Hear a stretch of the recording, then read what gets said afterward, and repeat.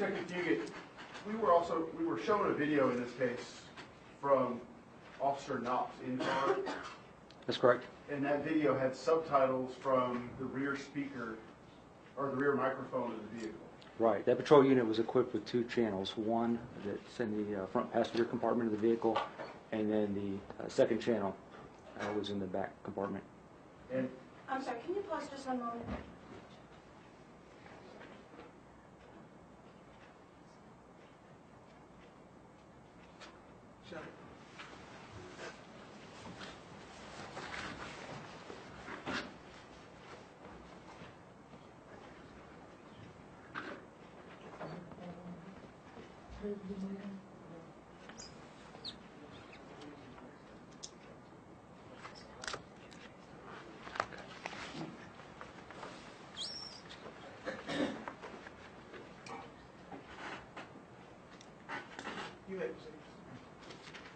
And once those channels were isolated, were you able to hear what Mr. Daniel was saying in the back of the vehicle? Yes, I was. And were you the one who put those subtitles on that video? I did. I had an additional question about the interrogation. At one point in the interrogation, you asked him for consent for a buccal swab, a saliva swab. That's and correct. you read him a consent form, and he ended up refusing. Yes, he did. Why was that same form not read to him regarding the swabbings of his hands and face? Because that was evidence potentially that could be destroyed. So you felt the circumstances were different from those swabs and the DNA swab? Yes. May I approach the witness, sir? Yes. So I'm showing you what's been marked as State's Exhibit 1. Do you recognize that? I do. Have you had an opportunity to review it before now? Yes, I have. And does it fairly and accurately depict what's contained on that disc? Yes, it does. Your Honor, this time the State would move to admit State's Exhibit 1, or 61, excuse me. Objection, Your Honor. Submit it. Permission to publish to the jury? Yes.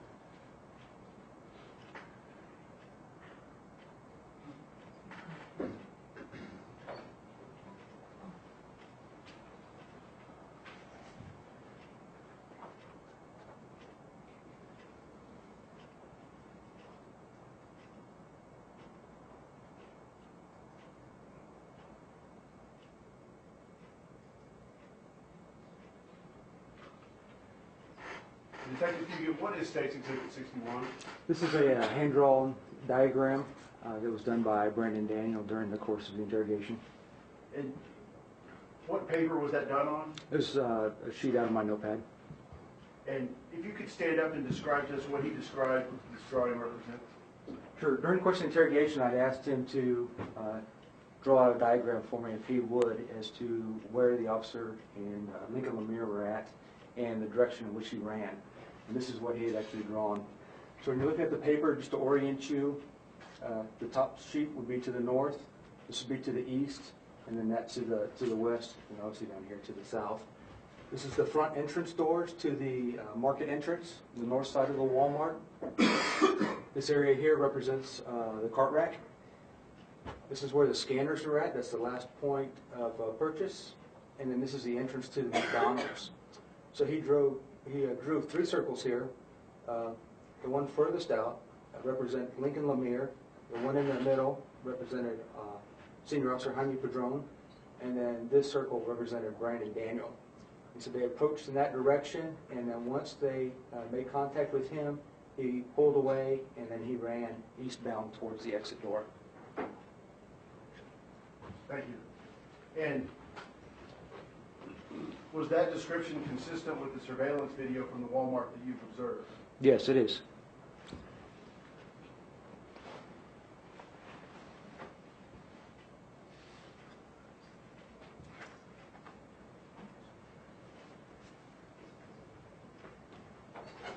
I'll pass the witnesses, sorry. Detective Fugitive, of course, I'm Russ Hunt. We've met several times. We have. I'd like to start with the diagram that Mr. Daniel drew.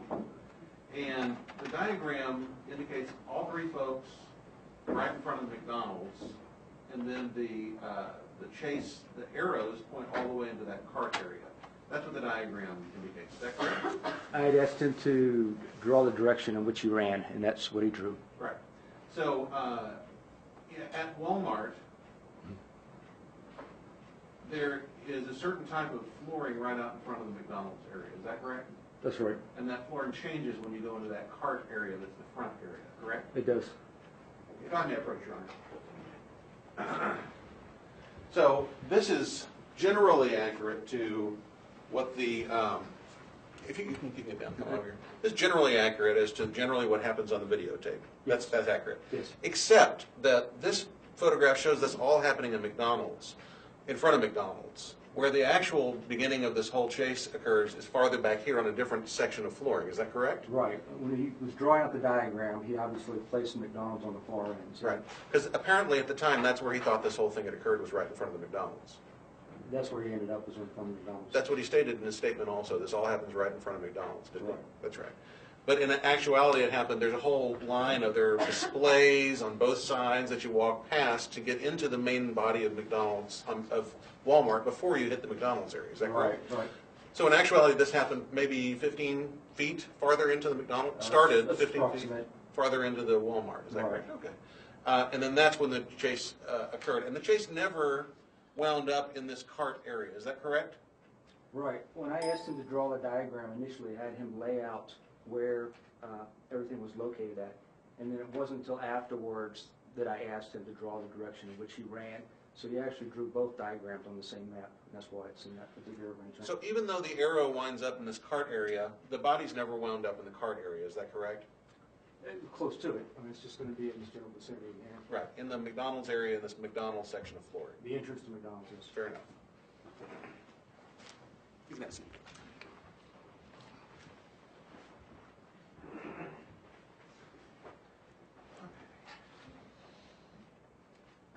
Now, I was a little unclear as to the manner in which that you were assigned to handle this case. Ordinarily, with a homicide case, isn't there a rotation and just whoever is next on duty gets the next homicide case? That's correct. In the APD homicide unit, we have 12 detectives and 2 sergeants. So we're basically split up into 2 teams of 6.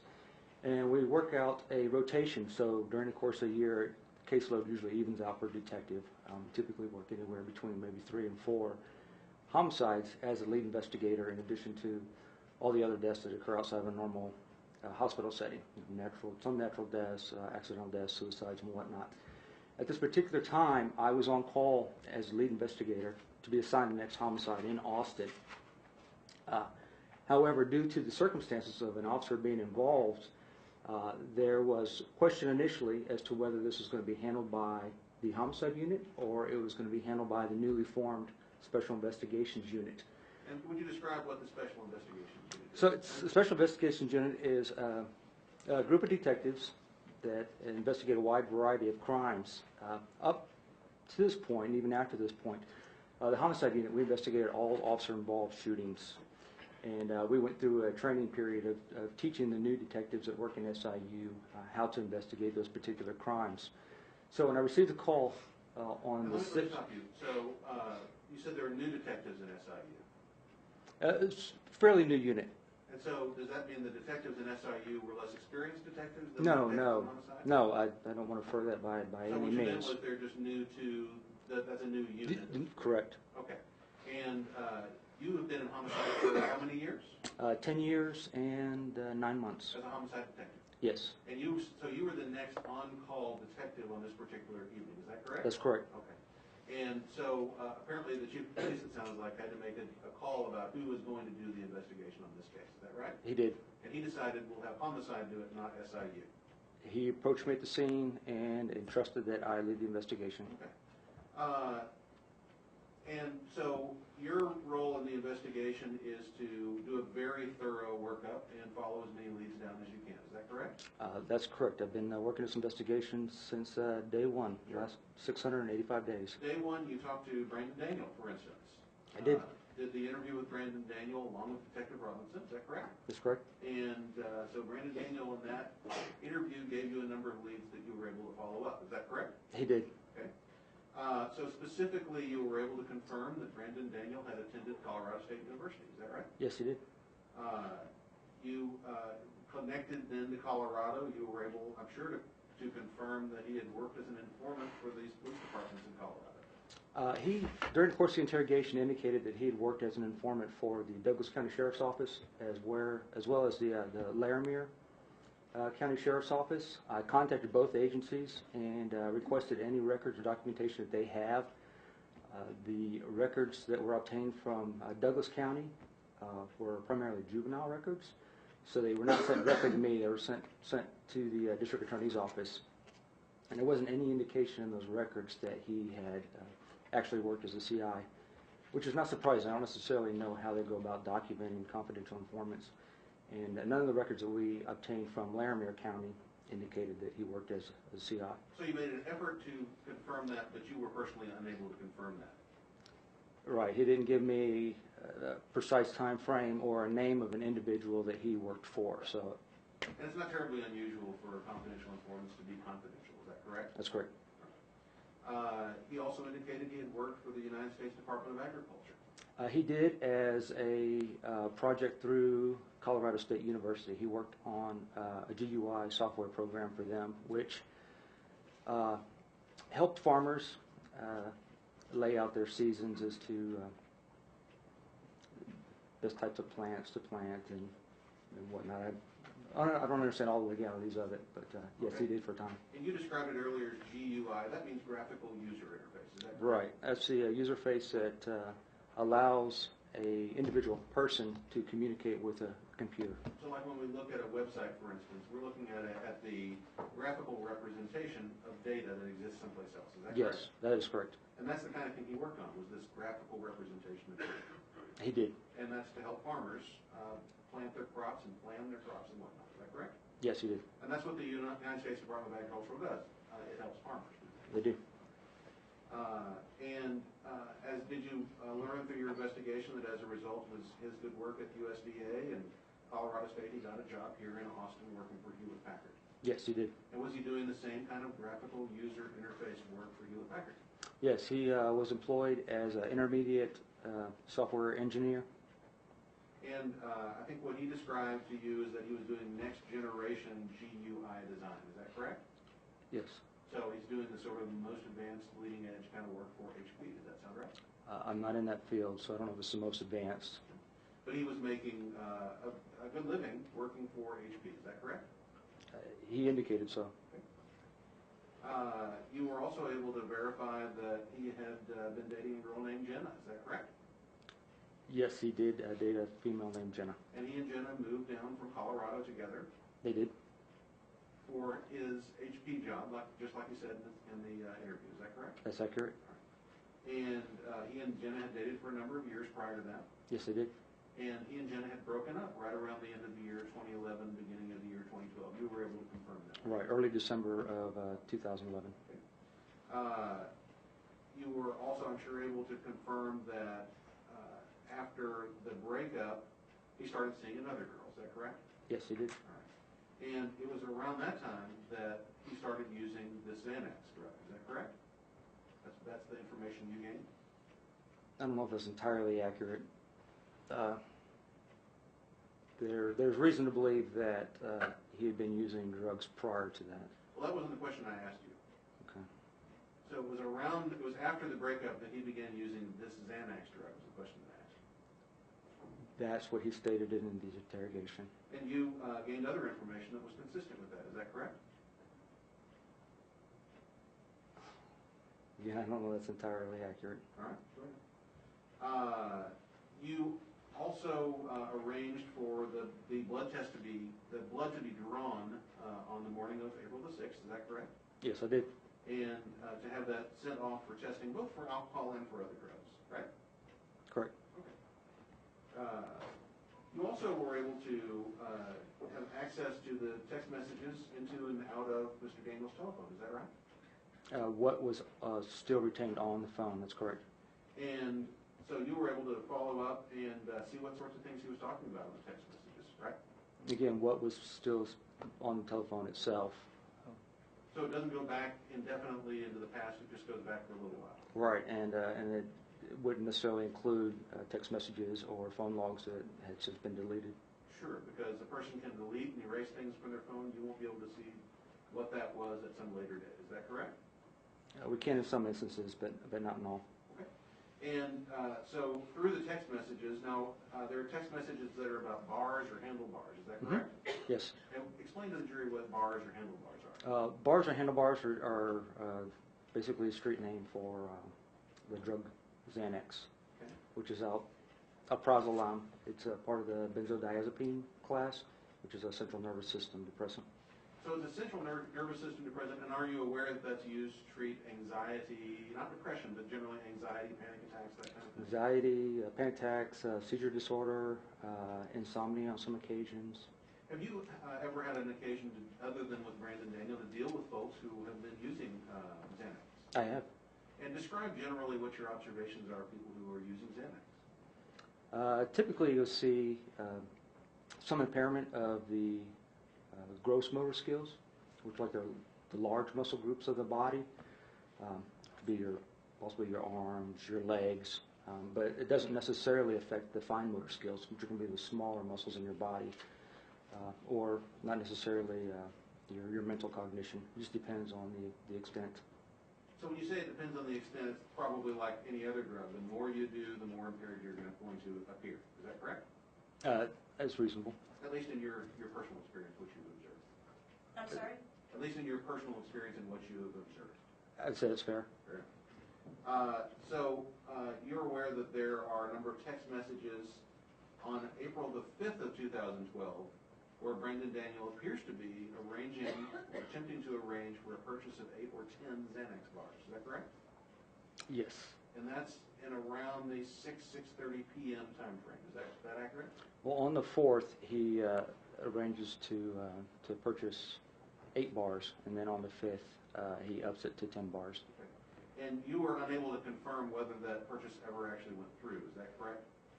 I tracked down the individual that he was communicating with. A particular person indicated that they had been known to sell Xanax in the past, but would not identify Brandon Daniels being an associate. He wasn't particularly interested in cooperating with you at all, was he? Not in this particular case, he was not.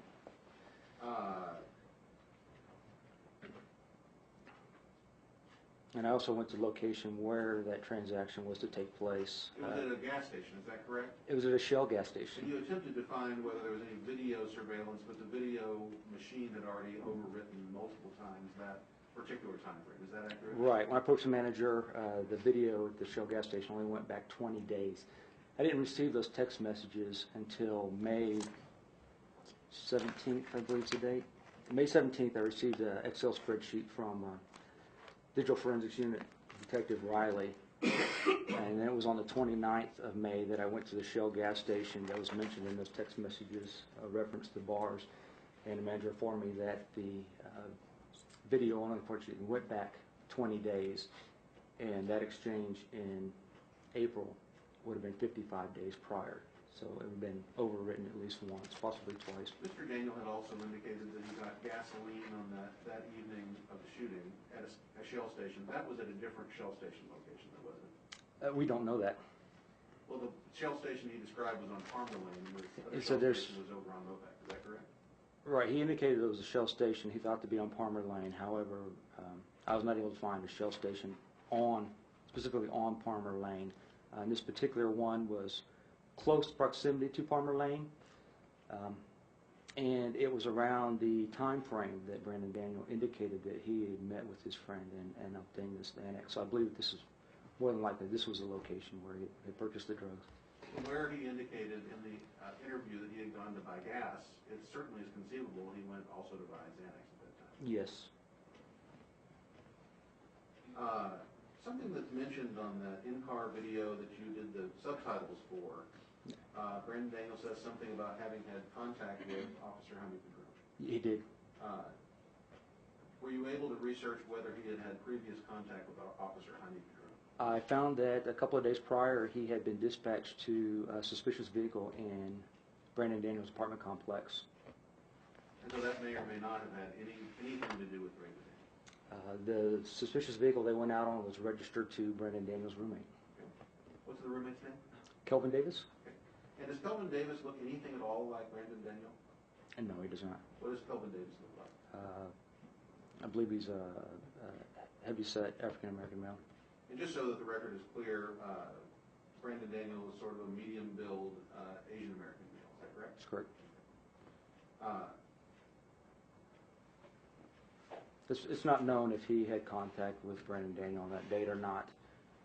There's a vehicle, someone had called in to the police department, indicated there was a vehicle at that location. Let me stop you. That would all be hearsay, so I'm not asking you about any more details than that. Okay?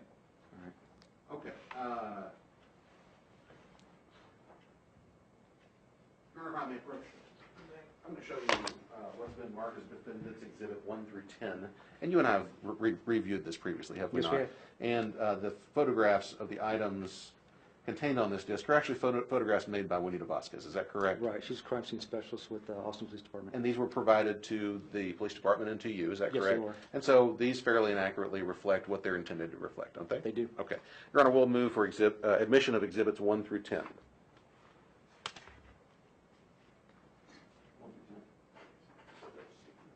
No objection. Permission to publish, Your Honor? Detective Fugan, I thought we'd go over these pink sticky notes. Okay. Now, so was it on the 6th that Juanita Vasquez was sent over to the apartment to take photographs of various items of evidence?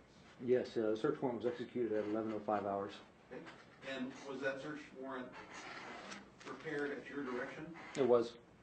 And you had prepared search warrants for several things. The buccal swab, I believe, the search of the apartment, and there was one other, was it a blood draw also? Detective Anthony Nelson drafted that search warrant at my direction. All right. So she went over and took a number of pictures, dozens of pictures at least, of the apartment. Is that correct? That's correct. And so these are exhibits 1 through 10 of actually 9 sticky notes. Is that your recollection? There's 9, yes. So the first sticky note that we'll look at, which was just the first photograph that she showed, would you read out for the jury what that says? In handwriting, it states, "Stop fucking yourself up." And is it your understanding that this is on Mr. Daniel's computer desk area? Yes, in Brandon Daniel's bedroom. Okay. So we'll move to the next sticky note. What does this sticky note say? It says, "Read, post, cut nails." Cut nails. Does that, it's peculiar that a person would remind themselves to cut nails in a sticky note. Do you think that has any particular significance? It would be mere speculation on my part. All right. Do you think it might have anything to do with a pet of some sort? I believe that it has to do with a cat that he and Jenna Phelan shared by the name of Han Solo. And Jenna Phelan was the girlfriend from Colorado, correct? Yes. All right. And the cat's name was Han Solo? Yes. That's a Star Wars reference. It is. You go. Okay. What is this sticky note here in this Exhibit 3? What does it say? What is it talking about? So a sticky note in the center says, "Step down pills over week. Monday, 2 max. Tuesday, 1 max. Wednesday, 0. Thursday, 1 max. Friday, to be determined." There's actually an abbreviation on Friday, TBD, and that means to be determined. It's commonly known as to be determined. Step down pills. And so is that your understanding? That's a reference for if a person is taking pills, that's a way to taper their use and get off of the pills. Is that correct? I believe that he's trying to remind himself that he needs to cut down on his usage. Okay. And it probably is usage specifically of Xanax, correct? Of choice at that particular time, more than likely was Xanax. Most likely. Okay, there are two text message, or sticky notes, excuse me, on this page. When I rise to power, you will be sterilized. That sounds like some kind of a pop culture reference. Were you able to research that and figure out what that's all about? I didn't. Okay. And then it's right next to a download Walking Dead. Is Walking Dead a television show? It is. So it's conceivable those could both refer to some kind of social entertainment type of thing. It's certainly possible.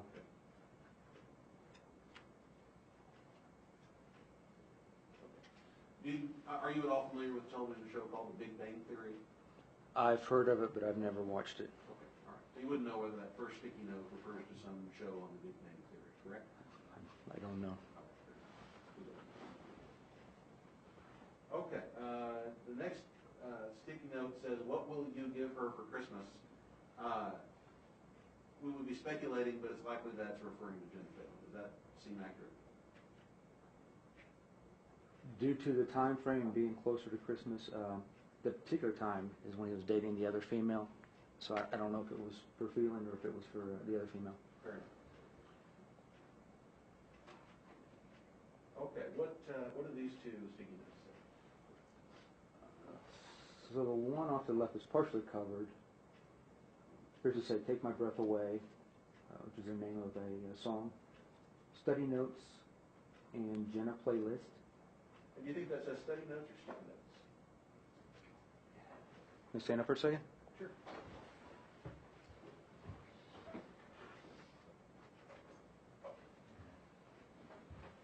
It certainly could say sticky notes. Either one. And you think Take My Breath Away refers to one of these 80s music songs, is that correct? That's what I believe. And the next sticky note, I think, says buy shoes for Jenna, take her to Town Lake, and buy cat stuff. Is that right? That's what it says. And the cat stuff may be referring to the cat named Hanso, correct? Yes. And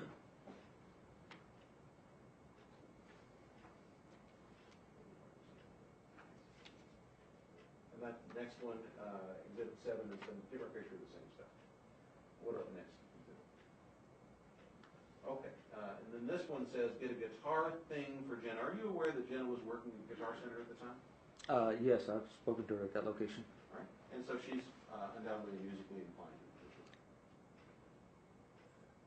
I don't know if that's necessarily the case, but she obtained employment there. Fair enough.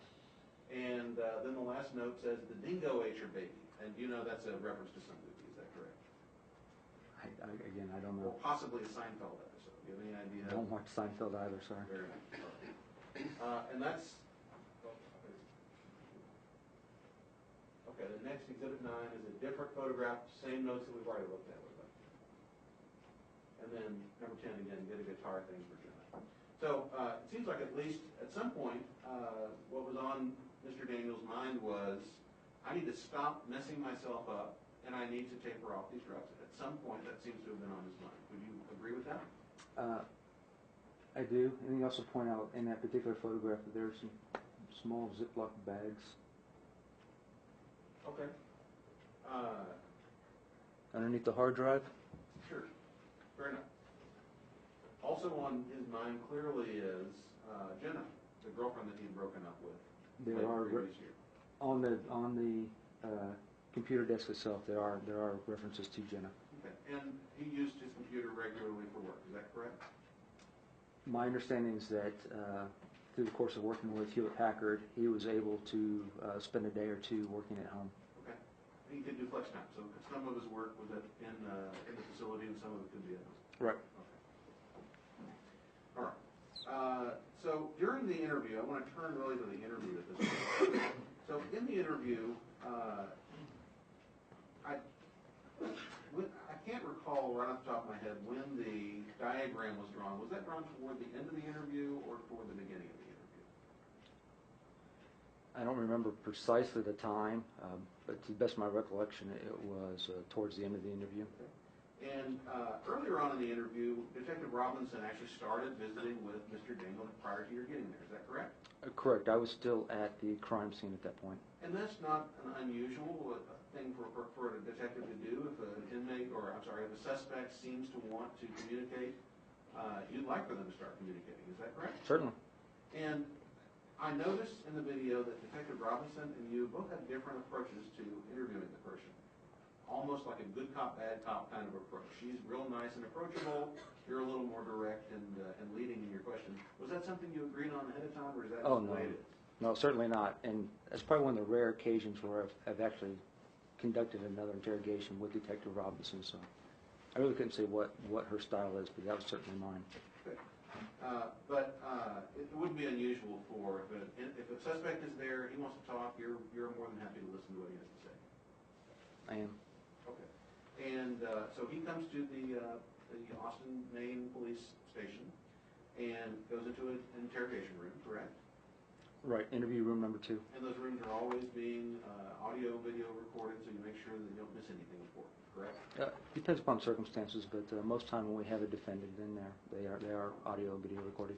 And on the wall of those rooms, is it a soundproof room or a sound deadening room? There's some egg crate padding that's on the walls itself, but if you speak at a level any more than just normal volume, typically you can hear what goes on outside of that room. Now, in the early part of Mr. Daniels' discussions with Detective Robinson, it seemed very clear that what he was telling her over and over again is that the shooting occurred from a standing position, where he was standing and at arm's length pointing the gun at Officer Pedron. Is that correct? I'd have to go back and look at the video or the transcript to say for sure if he stated that they were standing at the time the shot was fired. I do recall him saying that they were face to face with one another at the time. And Officer or Detective Robinson, when she acted it out, she actually literally extended her arm and said, well, how far from me, if my arm is extended, that's your arm, how far from that was Officer Pedron? And I think that Mr. Daniels' response was about a foot away from that. Is that correct? That is correct. Okay. And what Mr. Daniels said to her is that the shooting occurred first, and then he ran and was tackled after that. That's what he said, isn't it? Again, I'd have to look at the video.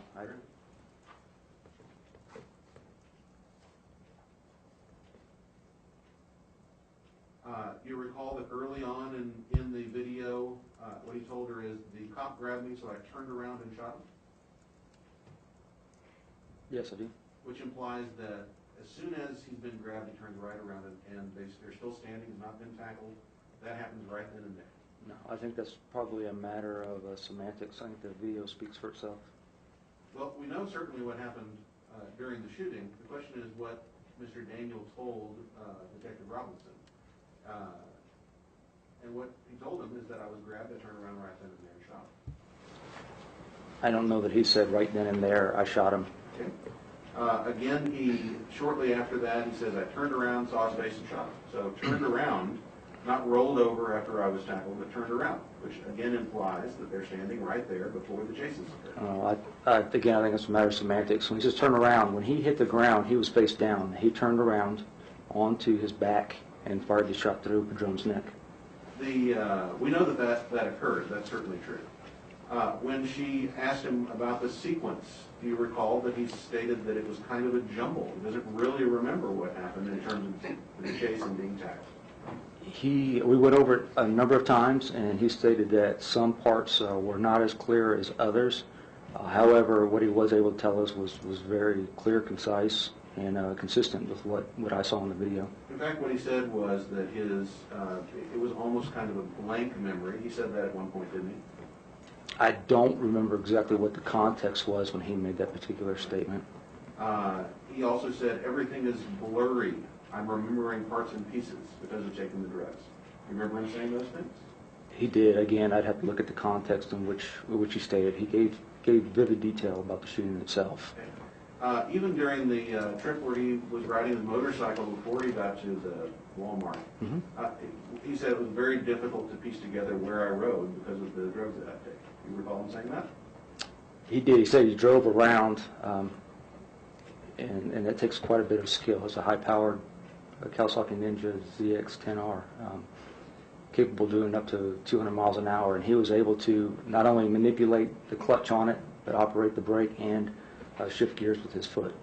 Even despite that, when he parked the motorcycle and came into the Walmart store, you watched the video of him going to the Walmart store. More times than I care to remember. And he's literally stumbling into the flagpole, into the side of the building, and it's remarkable that he was able to ride the motorcycle and he can't even walk straight. Would you agree with that? Again, I think that's the difference between the gross motor skills and the fine motor skills. I don't think his fine motor skills were as impaired as much as his gross motor skills were. He also stated several times, as a result of this taking the Xanax, that it really is terribly bad on your memory. He stated that several times in the interview. I don't know if that's exactly the wording he used, but that was certainly the inference. He also stated it's really hard to think when you're taking that particular drug. Again, I don't know if it was exactly those words, but that certainly... You had asked him what was going through his mind as he was shooting, and he said that it was just terribly intense, and it was hard to think clearly at that time. You recall him saying that? He did, and then he proceeded to provide vivid detail as to a look of the drone's face as he fired the round. And one of the details that he also indicated was that when the chase started, he heard 3 or 4 voices behind him and acceleration as though multiple people were chasing him. He did explain that, didn't he? He did, and I think part of that is what Detective Robinson stated about sounding like somebody was running after you. And he agreed with that there were he felt like there were multiple people running after him. Yes. And he said 2 or 3 of the people had tackled me. That's what he said, wasn't Again, I'd have to look at watch the video. I think the video speaks for itself. fair enough. Early on in the video, at least, he said 2 or 3 people tackled me. Later on in the video, he said one of the people that tackled him was a Walmart employee in a blue jumpsuit.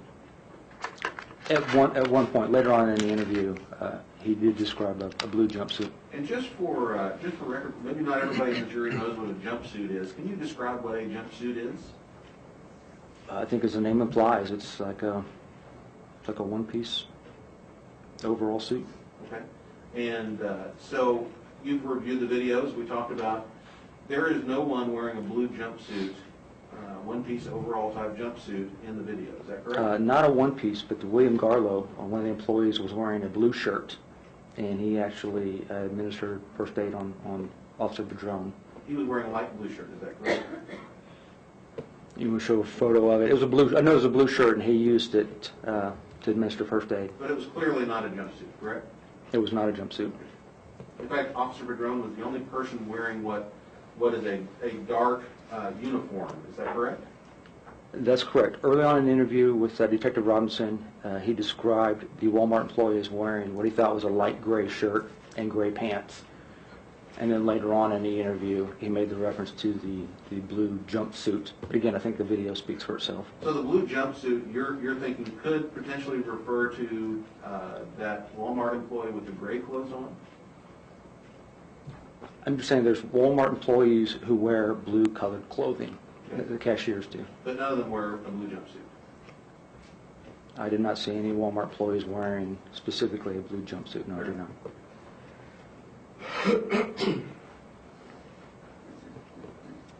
Again, later on, at the very end of the interview, Mr. Daniel says it feels like he was tackled by about 4 different guys.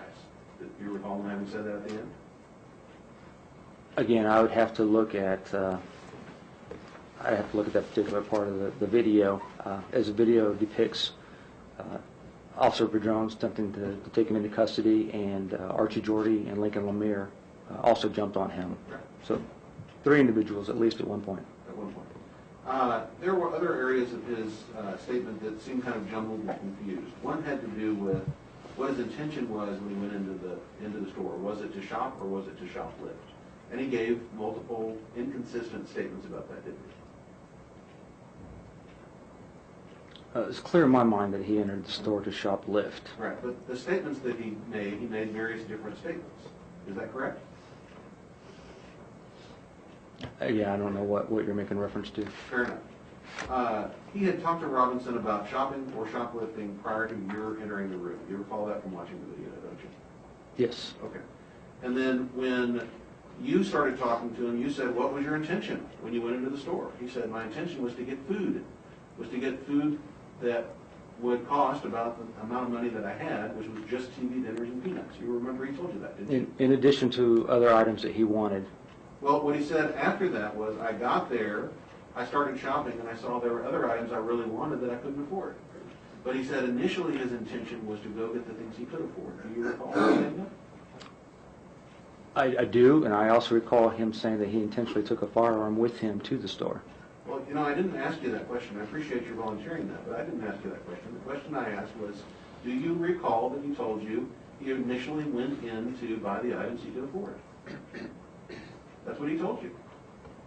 Again, I'd have to look at the transcript. All right, fair enough.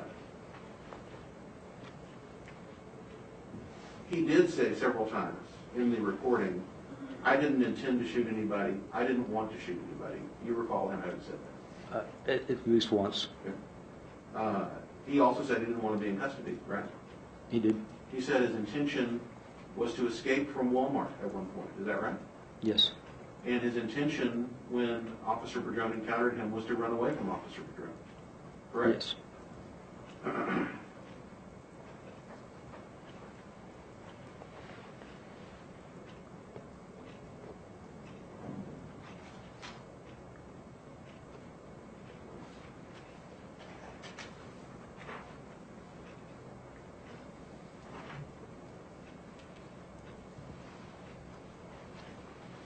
Other things that he said that don't exactly match don't match the evidence at all, in fact. What he indicated was, you asked him this several times, how many times did you shoot the gun? I only fired the gun one time. He did. He was really very clear about it. I only fired the gun one time. He was. Said that several times, is that correct? He did. He believed he had actually shot Officer Padron in the face, and we know that's not accurate. Right? Anatomically, no. And we know that from the reports that it was actually a contact wound. Isn't that how it's indicated? Right to the neck. And so the gun was actually pressed up against the neck. Is that correct? That's my understanding. That's what a contact wound means, right? It does. Okay. So the gun wasn't a foot away from him, it was right up next to him. And there's a difference between a contact wound and a hard contact wound, too, just depending upon the amount of force that's applied. Fair.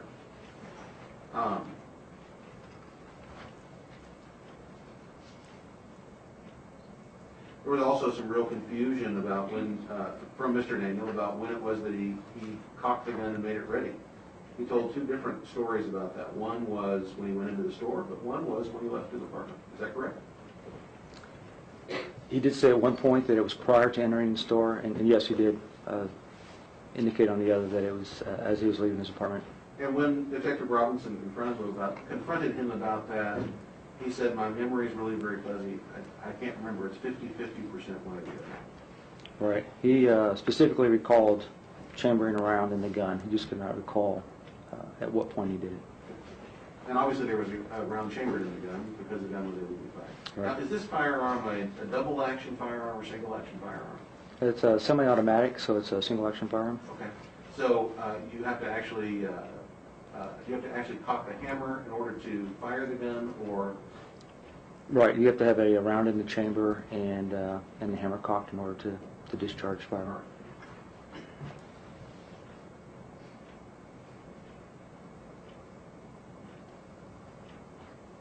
There's also some real confusion about, at least in the versions he's giving you, about how much Xanax he had taken and how often he had been taking that Xanax. Do you recall that he was inconsistent in what he told you about his Xanax use? On that particular day, Yes. he stated that he had taken 4 bars. At one point he stated that he had taken 2 bars in the morning and 2 bars in the afternoon. All right. and I believe at another point, he indicated that he had taken the 4 bars. Another point, I'm sorry, I didn't hear what you said. That he had taken the 4 bars, All at once, from what I remember. right? And there was some discussion about how long he had been using the Xanax for. One time, I think what he said was, I do it every 3 weeks. Then one time he said, I do it 1 to 3 times per week. You recall there were those various different versions of how often he was using stuff. It did vary, yes.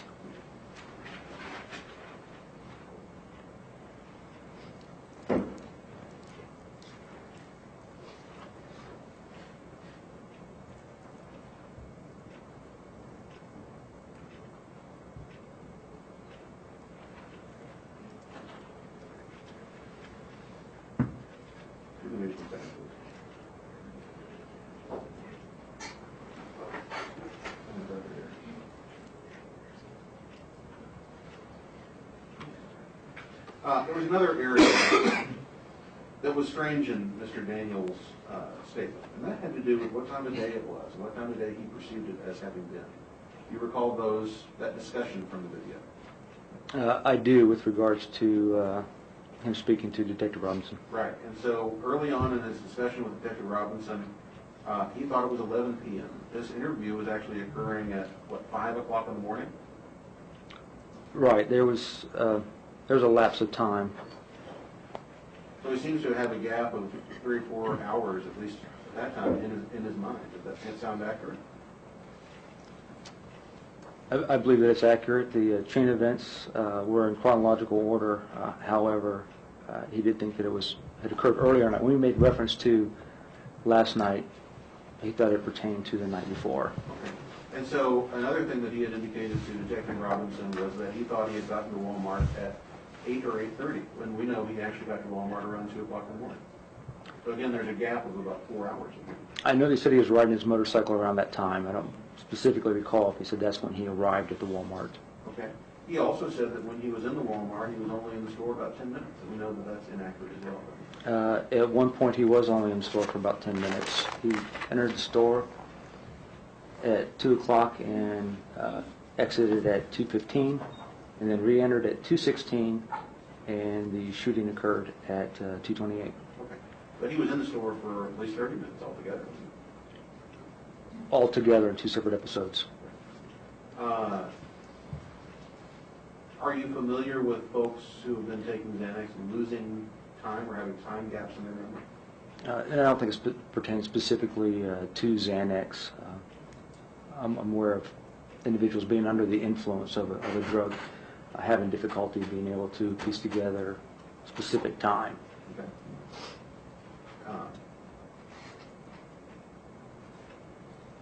There was also some confusion about whether he had had alcohol the night of the April the 5th, or whether that was the night of April the 4th. There was some confusion about that, was there not?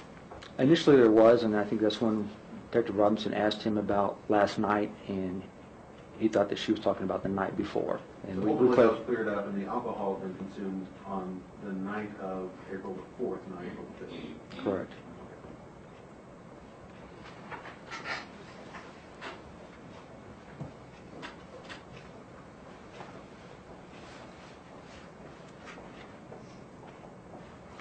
Okay. So there were consistencies, obviously, in the statement. Mr.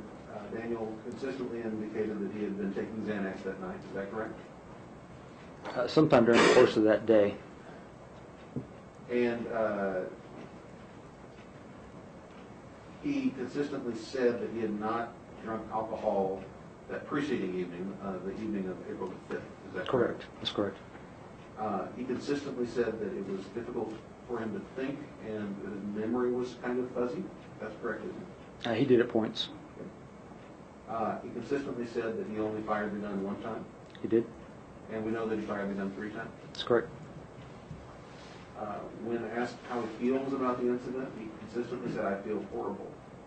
I think he said that multiple times in the interview. Do you recall that? I believe that he said that at one time. He said horrible. I believe that he said the general sentiment that he felt like his life was over. I think that he was keenly aware of the predicament in which he had placed himself. And would you agree with me that there are several points in the videotape when he is asked how he feels about the situation, and he actually gets choked up with apparent emotion? Would you agree with that? At times when he's talking to Detective Robinson about the senselessness. And when he thinks about the damage that he saw that he had done to Officer Pedro, that's the time when he gets choked up. Is that correct? He did, however, I don't know if that was more directed towards his own situation or Officer Padron's. Sure. That you couldn't get into his head and say what the source of his emotion was, but he did have a visible display of emotion. Is that correct? He did to a degree, yes. It's kind of hard to see on the video. So. Again, I think the video speaks for itself. Fair enough. Do you recall one of the times that Mr. Daniel got particularly visibly emotional was when Detective Robinson pointed out the fact that Officer Padron had children? It was during the course of that same conversation. Fair enough. And you saw Mr. Daniel put his head down and seemed to be crying at that time. I'd have to look at the video. I don't know if he was And to be crying at fair, that point. Detective Robinson was in the room at the time and not you. Is that That's correct. Fair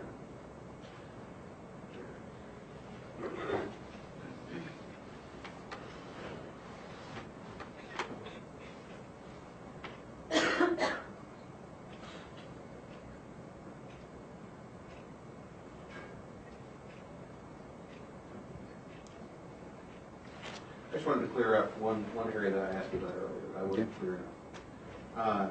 You said you had his text messages from his phone. Right. He was texting with this person who told you that he had dealt Xanax in the past. Is that correct? Yes, correct. You said at one point on the, I believe it was the 4th, he had tried to arrange to buy 8, but then on the 5th that was changed and he was trying to arrange to buy 10 of these Xanax bars. Is that correct? Yes, on the 5th he sent a text message at 18:01 hours saying, "Yo, dog, make that 10." However many were purchased or weren't purchased, you didn't find any Xanax bars at his apartment. I believe there may have been one bar that was found at his apartment, but Or I'd have to, any in his, say, in his pocket, for instance. not that I recall. So whatever it was he had purchased, he or someone else had consumed all but one. I don't know how many that he purchased. Like I said, I believe there may have been one that was recovered from his apartment. Or we'll pass the witness. Detective, in addition to the consistencies pointed out by Mr. Hunt, Mr. Daniel consistently said that he knew the person he shot was an Austin police officer. Is that correct? Without question. And that was from his first observation in the aisle of the Walmart. Yes. It was very consistent that when I approached, he had a badge, he had a gun belt, he had handcuffs. He was an Austin police officer. You specifically referred to him as having a utility belt with a badge and a gun. And he consistently said that he is the one who shot Officer Padron. A number of times. And he consistently said that he held the gun to the skin because of the contrast between the skin and the dark uniform. That was the first target that they saw.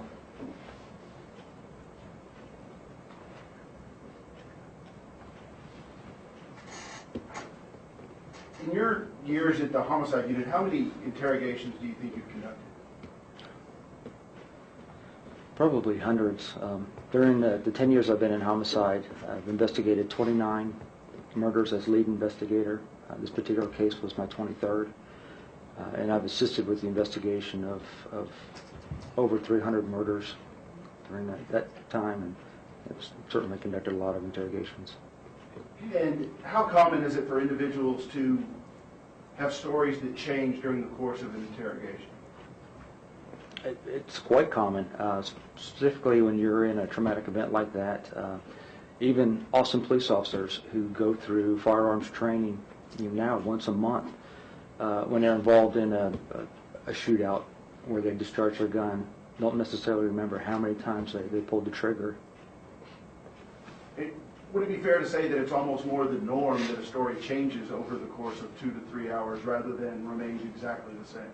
It does, and specifically when you keep rehashing it and having them go over and over and over, there's going to be some anticipation that there might be slight variances, but they weren't necessarily concerned in this particular case.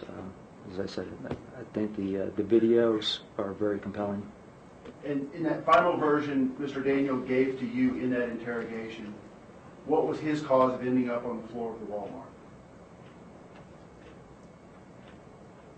When Officer Padron attempted to take him into custody. He specifically stated the officer took him to the floor. Yes.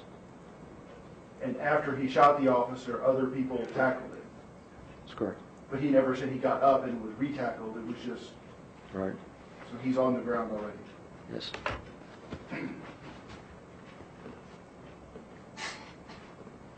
May I approach the witness, Your Honor?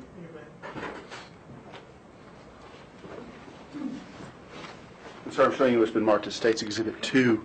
Without going into the contents of that exhibit, do you recognize that? I do. And you've seen that before? I have. And that's a copy under seal, is that correct? It is. And at this time, the State would move to admit State's Exhibit 62. Consider defense counsel.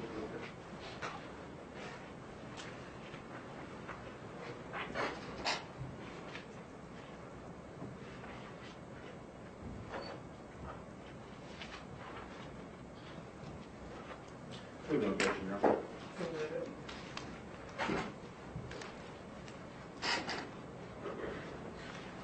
Detective, in your interrogation of Mr. Daniel, when did he indicate to you and Detective Robinson that he had bought the firearm that was used in this case? In the spring of 2009. And what is State's Exhibit 62? It's a certified letter from the Department of Justice, Bureau of Alcohol, Tobacco, Firearms. And specifically contained in that is a form that was filled out at the time of the purchase of this particular firearm, is that correct? This is a form that's submitted to ATF when somebody purchases a firearm. And the serial numbers and gun or weapon description match the gun that was used in this particular case? Yes, it does. And does that document indicate the date of purchase of this particular .380 Jimenez Arms handgun? Yes, it does. And when was that? February 23rd, 2009. And where was it purchased? 802 South College Avenue in Fort Collins, Colorado. At what sort of business? It was at the City National Pond. And in your interrogation of Mr. Daniel, did he indicate to you and Detective Robinson where he remembered purchasing the gun? He did. And where did he say he purchased the gun? On College Avenue. He said there was a pawn shop on College Avenue in Fort Collins. Right, and he gave specific details to the cross streets as well.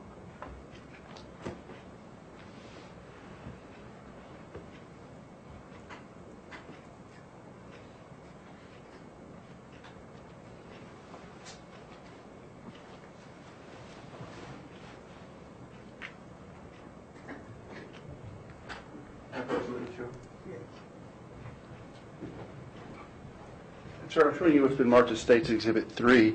Have you had an opportunity to review that? I have. And you recognize the contents of State's Exhibit 63? Yes, I do.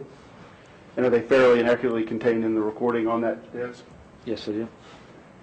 Your Honor, this time the State would move to admit State's Exhibit 63 will tender to defense counsel for objection.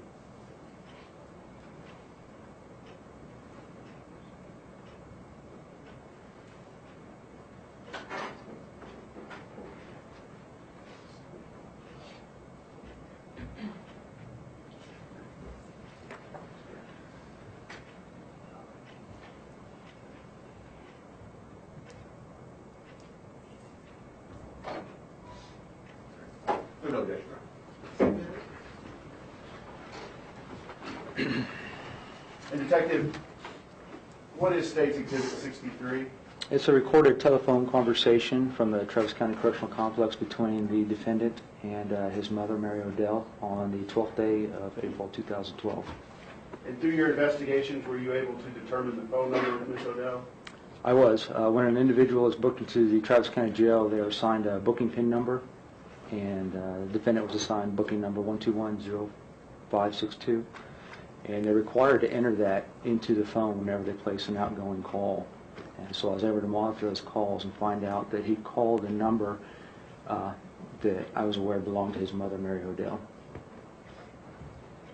And in fact, you'd spoken to Ms. Odell at that number. I've called her at that number, yeah, on more than one occasion.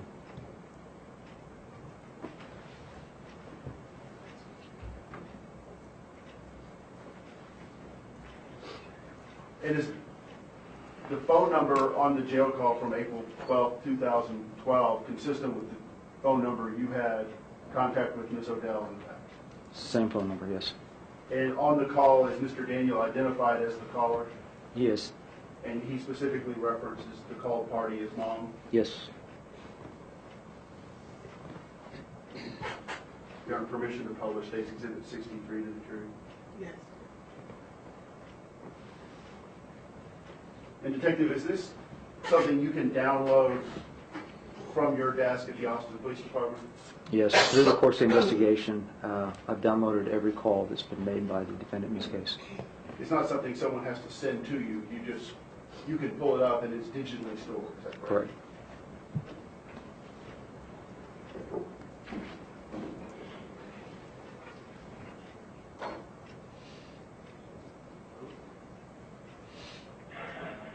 After the tone, please state your first and last name. Daniel. We will now attempt to connect your call. Please remain on the line while we attempt to gain acceptance information from your called party. This call may take up to 60 seconds. Please continue to hold.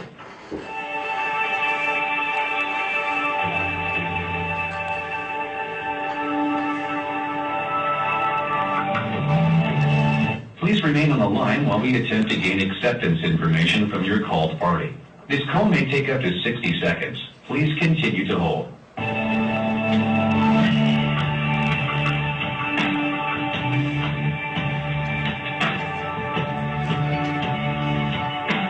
Please remain on the line while we attempt to gain acceptance information from your called party.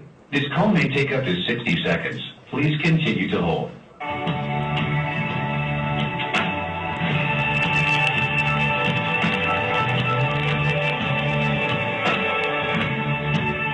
Please remain on the line while we attempt to gain acceptance information from your called party. This call may take up to 60 seconds. Please continue to hold.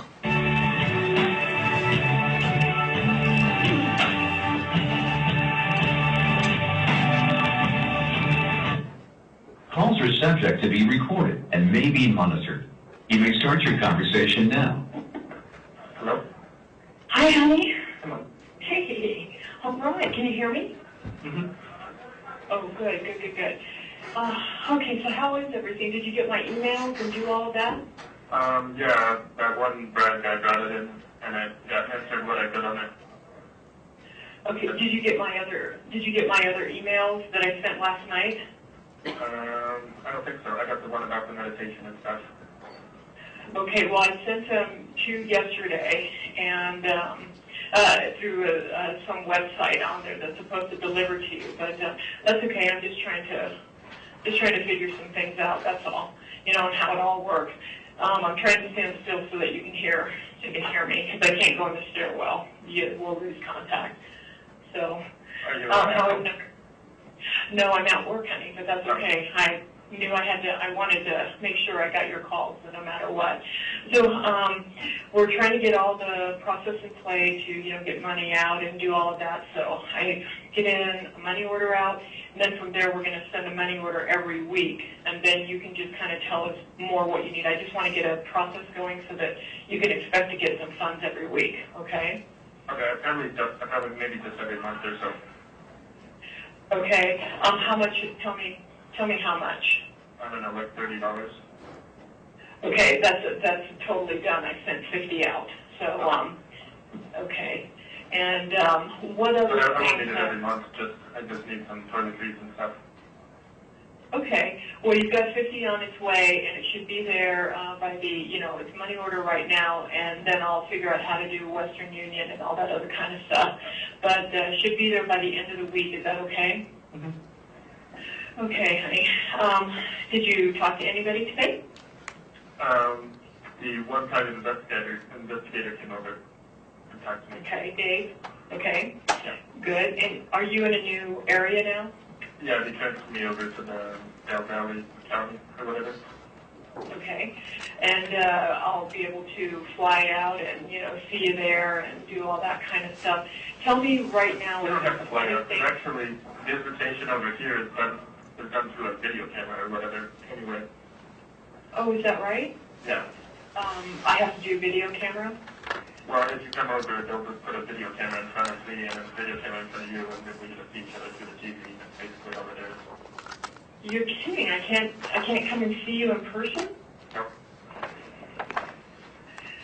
How come just your situation or just No, the whole? that's kind of a shitty spot to be right now. Yeah, it definitely is. Holy cow. Well, I mean, tell me what I can do, now that I need to, take care of immediately for you, so I can get that on my list. That's pretty much it. I was just making sure that we could discuss a little bit about money aspects and maybe some facts and stuff. Okay, yeah, definitely. That's totally on its way. And I want to be able to pick up your car and sell it if you want me to, or Did we Jenna can. get that or not? I mean, Did Jenna get that car? Or did you guys figure out how to contact progressive and stuff? no, I don't have any idea. First of all, I need to get the power of attorney that I believe they're mailing to me. I should have soon. They told me Friday or Saturday that they did have it from you. And so you got the computer, but not the notes? right, I have only the pawn receipt for the computer. And So you couldn't pick up the computer at all, either? no, honey, they're not going to give me anything without a power of attorney. Shit. And so if it goes to you, Jenna can't get it anyway, so I'll lose it by the first anyway. No, you won't. No, you won't. I'm going to take care of all of that, truly. I've already got that taken care of. So I have that taken care of, and I'll make sure it's covered and everything, okay? And no, I'm not going to I'm giving anything to anybody. I'm going to, unless you want me to. Did you want me to give it to her? No, I don't want anything to do with Jenna. I was just wanting it to be out of the fucking pawn shop, but I didn't know they'd be so slow with the power of attorney. It's like, crap. Yeah, they're really slow about everything, Dave. The whole process is slow. Don't worry. I mean, I don't want you to worry about that. That's all I need is what you need to tell me, and I'll take care of everything. No, I'm not giving anything to anybody. Yeah, and I wanted you to get that touchpad from Jenna. She already has one, but I'm sure she has it. And tell her to sell anything she can from the house, but she kind of does everything half-assed anyway, so I don't think she'll be able to. But I mean, there's a bed there, there's 2 washers and dryers, there's a washer and dryer there. Okay, I think Dante had offered to do that, to sell it for you. Yeah, to sell it for you. And Okay. so I'll text him and ask him.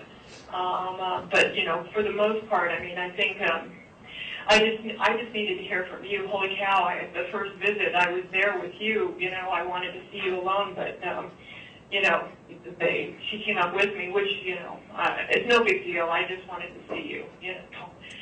And needed to I hear. mean, we barely talked in the past 4 months, and whenever she talked to me, it was to borrow money, so, I mean, I don't say anything to her. I'd like her to be on the outside and do stuff for me, but, I mean, Yeah. I'm not going to talk to her anymore, so. She's You got it. the root cause of why I'm here for everything. I know. That's kind of what I felt. So I wanted to make sure I heard that from you. I'm so glad you said that to me because I just wasn't sure what to what to think of all of what was going on. So yeah, no, I have no intention of doing any more or anything, But like you said, I want her to be down there. Anything needs to be taken care of. But really, for the most part, Brand, I think we really have it all covered. We're going to take care of everything, and I can take flights out of here. The flights are not super cheap anymore. They used to be really cheap, but they're not anymore. But I'm setting one up. Anyway, because the count says it anyway. Well, I need to take care of your car. That's the first thing I want to do. Is I need to make one more trip. I need to take care of your car, pick up your computer. The Nook, I have no idea. Get the TV, okay? But I do want to get that computer out there because I just put it up for $100. Yep. I will take care of it, honey. Get that, and then get that TV from Jenna and get that touchpad. Write this all down on paper because Jenna fucking has all that shit. She already has a fucking touchpad and a TV over there. She has your touchpad? That's what you said when you guys visited. I said, did you get the touchpad? She said, yes, I have it. Oh, my goodness. Okay, yeah, I'll, you know what? I know exactly And how she to has take my care of TV. that. that you need to go up there with you guys. She already has a fucking 60-inch over there. I will. I'll get it all, I honey. can't believe Don't she has worry. all that shit anyway. She's fucking, I did not even want to see her. Okay, I'm glad. God, I just never know anything anybody wants to say and do. She was there. I've got it all covered. Don't worry. Don't stress and don't think about it. I'll take care of everything for you your way. So we are making a trip down there. I mean, I'm making a trip. I got to sit down. I got to pick up the car. I'll pick up the television. I'll pick up the notes. I'll do all of that. Okay? Yeah, so that's not that important. I mean, it was $200 and I pawned it for $50, so. Exactly. That's not that important. But the computer is pretty expensive and I only got $100 for it, so I'd like to get you guys that and it'd be helpful for you guys. So. Yep, I'll get it all, honey. I'll take care of all of it. And I'm communicating mostly with Dave, the pet investigator, and Bill White. I'm thinking I'm going to hire the other dude. okay, is he? Okay. Every time I talk to him, I bring some ideas for defenses, and his first motive is to fucking prove them wrong. I mean, which is fine, but that's his first, like, motivation, you know? And he just seems like a dipshit. I don't fucking want him on my team. Okay, then get rid of him right now. Get rid of him right now. And in fact, honey, I'm still, I just don't say anything to anybody else, but I'm actually still looking for another team for you. I just want you to know we're still looking, and I need to, the defense is fairly expensive, and I need to find the right team. Do you know what I mean? Just keep the good appointed one, but I'm just thinking get rid of his defense like this costs like $500,000 sometimes. I know, but You have 1 minute remaining. How many minutes? we have 1 minute remaining. Okay. Can you call me again tomorrow? I kind of wanted to wait for the calling card. It costs like $16. But I want to be able to get a calling card to be able to do commentary every Wednesday or whatever. So I'll get this one, and then I'll get it next Thursday. I'll call you. Okay, sweetie. Friday, I'll get it in the evening. Okay, I'll take care of everything just the way you said it. Okay. Make sure you get all the shit from Jenna. She has fucking all the shit now. I will. I'll get it all. I'll get every single bit of it. Okay. Okay. I'll get it all. Yeah, just keep talking to them about different defenses because it seems like they just keep offering no hope. I mean, I know there's no hope, but it's just like they won't even consider like different defenses. Oh no, I've got a whole bunch of research. I've got a whole bunch of research. Yeah, there's plenty of cases where people have taken Ambien and done crazy shit, you know? You goddamn right there is. There's a shitload. There's lots of people about mouth with this, but these fuckers won't fucking listen to me. I keep telling Brad. The other party has disconnected. Hey,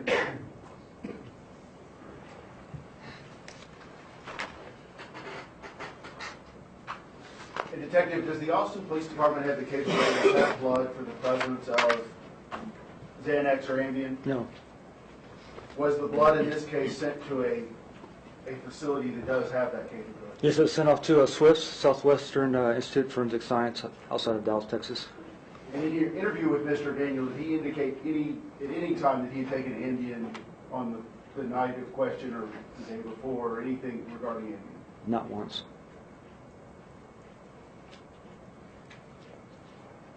I'll pass it this time. One more.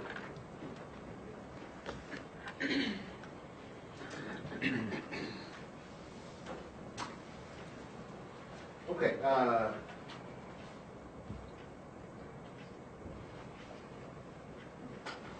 right. First of all, the phone call that we just heard, that occurred obviously after Mr. Daniel was arrested for the incident, correct? Right. I may have stated that it happened that call was on the 12th of April. It actually occurred on the 16th day of April at 1700 hours, 5 o'clock in the afternoon. So 10 days after the incident, Mr. Daniel's mom indicated she was doing research on Ambien. Is that correct? I believe he brought up Ambien, and she said that she would research it. Right. And there's no evidence that there was Ambien use involved in this case, correct? None. Right. And Mr. Daniel never mentioned Ambien in his interview, did he? No, as far as I know, this was the first time he brought up Ambien as a potential defense. Okay. But he did explain to you he'd been using Xanax in his interview. He said that several times and consistently, correct? During the interview, yes, he did. Fair enough. Now, going back to the video of the actual shooting incident, make real clear, what happened is that Officer Padron encounters Mr. Daniel, and then Mr. Daniel turns and runs away. That happened on the video, is that correct? In general terms, yes. And Mr. Daniel takes several steps where he is not in the grasp of Officer Padron. Is that correct? I don't think that that's entirely correct. Padron has a hand on, his left hand on Brandon Daniels' backpack, not necessarily on his arm Not itself. on this person, right? Correct. Okay. And then Officer Padron chases him from behind. He gives chase and ends up stepping on Brandon Daniels' left shoe. And then after he steps on the left shoe, that's when Brandon Daniel steps out of the left shoe. Is that correct? That's right. Okay. And Brandon Daniel starts to fall, and Officer Padron falls right on top of his back. Is that correct? For the most part, fell on his torso, and Brandon Daniel went down prone with his right arm extended. Right. And at that time, Officer Padron is behind Brandon Daniel, where Brandon could not have seen him. Do you agree with that? He had a hold of him at that point. I don't think that Brandon Daniel looked back at him until they went to the ground. Right. Because he was behind us. Yes. Okay. And then the positioning of the bodies when they're on the ground and when the fatal shot occurs, would you agree with me that they're not directly face to face, but that Officer Padron is below the normal line of vision of Mr. Daniel? In other words, Mr. Daniel would have to look down to be facing face to face to Officer Padron. I don't know if we can determine that from the video. I'd have to look at it again. So you don't have a direct recollection of that, we just need to watch the videos. I think the video is compelling and it speaks for itself. I wouldn't want to try to interpret the position in which they fell. I don't think that it's that clear. All right. Brandon. Darren, we'll pass to this. One additional thing I wanted to follow up with, based on your investigation and research involving this case, did you find an occasion in the computer where Officer Padron had been dispatched to the apartment building of Brandon Daniel? Yes. And again, without going into any detail about what people may have told you about that, does the computer indicate, or the computer records indicate that Mr. Padron, or Officer Padron, went to the apartment complex where Brandon Daniel lived? He did. And the call was essentially a suspicious vehicle with an open door. Correct. And the dispatch records indicate that Officer Padron and one other went to the apartment, closed the door, and essentially left. They approached the vehicle, closed the vehicle door. And that vehicle was registered to Brandon Daniel's roommate. Kelvin Davis, correct. But it would be impossible to tell at this point if Officer Padron at that time was seen or had contact with any people. Right. I'd attempted to obtain a radio transmission. However, a year had already passed, and the audio was no longer available. So I don't know if he ever made contact with Brandon Daniel or not on that occasion. And what was the date and time of that dispatch? It was on April 4th of 2012 at 0107 hours, it'll be 1:07 a.m. So essentially 48 hours before this incident. Correct. I have no further questions. No further questions. Thank you, Ms. McDowell. Thank you, Your Honor.